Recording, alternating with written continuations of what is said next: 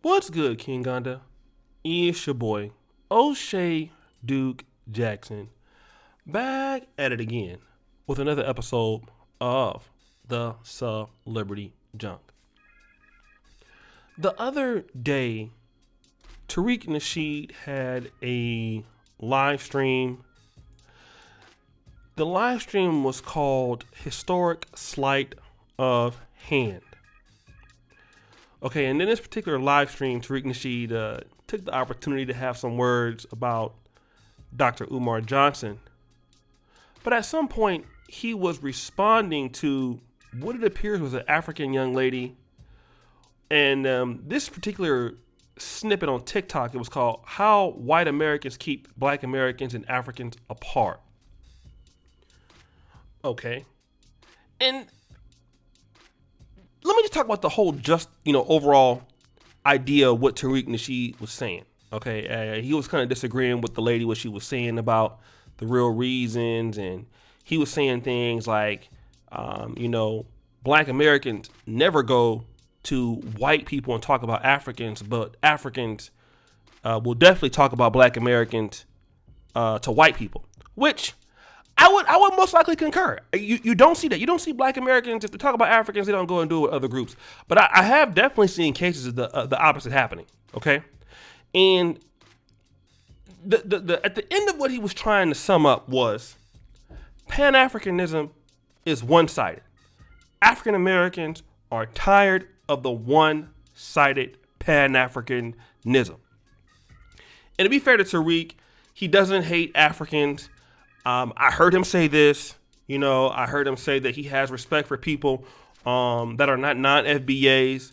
He does feel that there is some relationship with some of those people, but overall, he feels like the African-American community are the FBA people, that Pan-Africanism as an ideology for them would be them bringing everything to the table and other groups not reciprocating. And one of the reasons that he says that is because he doesn't experience that in the United States. There is a big idea that a lot of Africans benefit from African-American infrastructures. You see it with the HBU system. You see it with affirmative actions, like getting into some of the Ivy Leagues. An African person can take a spot for something that's really meant for an African-American. And then you see those people not return the favor when they get on trying to open up doors for African-Americans. So I understand the frustration there. However, I've been a person that has been going to the continent of Africa for the last 4 years. And if I'm a person that has had a lot of success in the East African markets, just by growing myself, growing my own opportunities, this channel is based off of that. I've been able to meet some powerful people along the way. I've done things for some great people along the way, some elite people along the way. I'm really close to Wode Maya, who helped me get a lot of opportunities. And I just don't understand this whole idea of, if it's one-sided, well then what is our side supposed to be? Because I'm trying to figure out, what is it that African Americans, outside of those few things, what is it that we do for the African community, on the continent that warrants the value for collaboration? Now, it is true, a lot of brothers and sisters will support African shops and things like that. I get it, and I understand that the African community can sometimes have a hard time of giving back. That I've heard people say that in Africa. I've heard of this one sister, a miracle Liberian. She was saying that a lot of times people expect you to do things for them and they don't want to do it back. Okay, I can understand that part. But what part of the collaboration should they have? And that's the thing that I want to say, because we have to understand, and shout out to Brother Omawale, the Pan-Africanism situation is a project. Okay? And for those of us who are in the West, have been in America for hundreds of years in North America, we've had some advantages, technically, not that other groups have not had. So when we go to other places and do things for other people, we're bringing the ideas.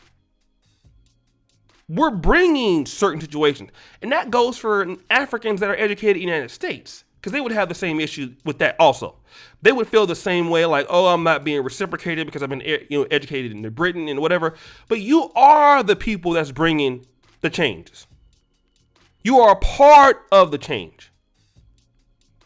And I think that and there's no disrespect to anybody out there, but if you're a person from America, you've lived in the UK, you lived in it's you who's bringing the ideas.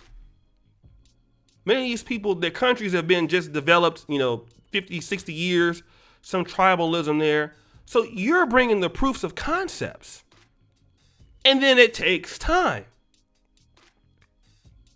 And that's a part of of going to Africa and understanding living there for a year. And, I probably spent altogether about a year and a half in Africa on the ground. And when I'm there, I'm not looking for necessarily, I'm doing this for you and you're doing this for me.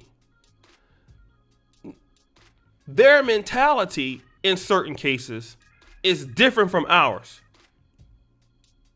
I'm looking to establish a relationship so over time, we can both work together to do something that benefits the group. And if I'm getting 10% added value, fine. Just 30% added value, fine. 50% added value, fine. It's better than what I had in America. That's the overall goal.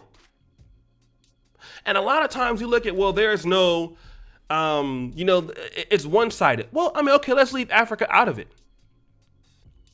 What about in the black community? I hate to say this, but what were the African Americans doing for one another in America? Largely nothing. Complaining about everybody else, but doing what they should be doing for each other, right? So you're in America, so you don't want to do PanAfricanism, fine. Well, then what do you do for each other? We all know what the answer is.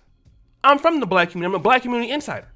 That's why it was such a big achievement to get the $1.7 million that Tariq Nasheed did. And I thought that was a great thing. He actually showed me something that I was impressed that we can do. But largely, we're not creating no opportunities for each other. We don't do anything for our people for the most part. So if you just leave the African community out of it, our Caribbean community out of it, outside of having, some little issues of online hate and roasting and stuff like that, we don't really come together to do a lot of good things for our folks a lot of times. Outside of sports and the HBCU bands and all that, we don't create no opportunities for our own people to do anything. So then you're talking about, well, this other group, they don't bring anything to the table. Shit, we don't bring a lot to the table in our own communities. That's the biggest problem.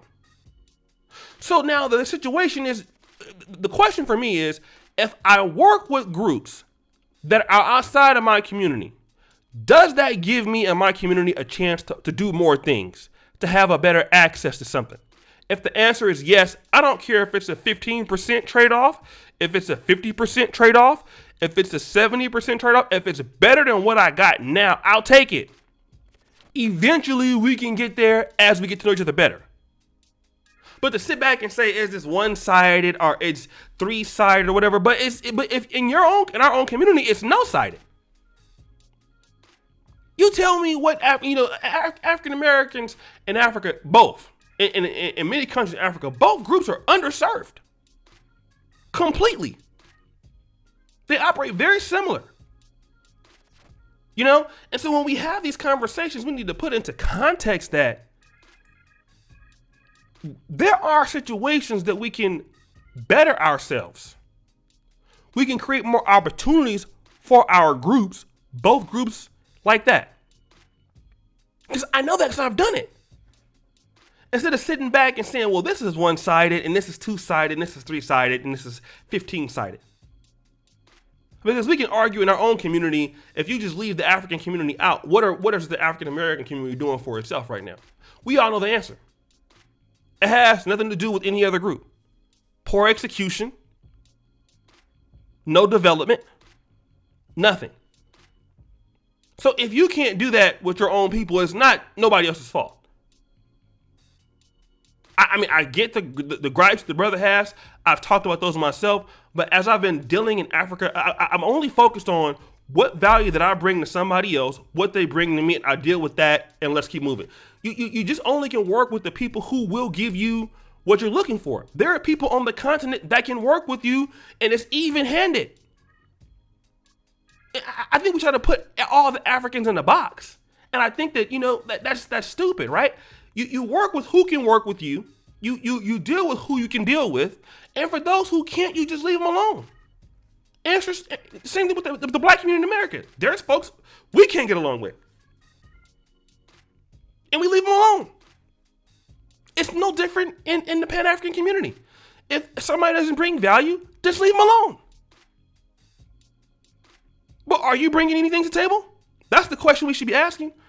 But guys, what do you think? It's your boy, O'Shea Duke Jackson, back at it again with another episode of The Celebrity Junk. I really appreciate you for all that you do. Subscribe, hit the bell. Check out the first comment at the top. And as you know, the buffoonery remains at an all-time high.